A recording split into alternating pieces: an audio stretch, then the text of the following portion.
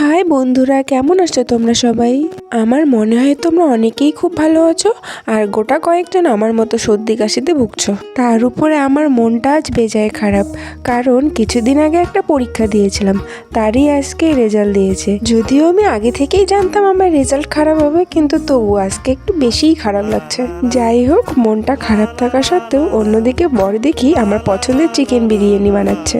তাই আমি আর আমার একটা বোন দুজনে মিলে আমার বরকে একটু সাহায্য করছিলাম আর মনে মনে নিজেকে সান্ত্বনা দিচ্ছিলাম যে একটু যদি ভালো করে পড়তাম তাহলে আর আজকে এই দিন দেখতে হতো না। আমাদের সাথে গল্প করতে করতে দেখো বিরিয়ানি প্রায় অর্ধেক হয়ে এলো। আর বর আবার এই বিরিয়ানিটা ভালোই বানায়, যদিও অনেকই পায়, তবুও নিজের বরের প্রশংসা করতে খুবই ভালো লাগে। এরপর দেখো এদিকে সব মশলা দেওয়া হয়ে গেছে, এরপর গরম করে নেওয়ার পালা। 15 মিনিটে লো ফ্লেমে একটু গরম করে নিলেই তৈরি হয়ে যাবে চিকেন বিরিয়ানি। খেয়ে তো নিয়েই নিলাম, কিন্তু মনটা এখনো খারাপ, কি করব।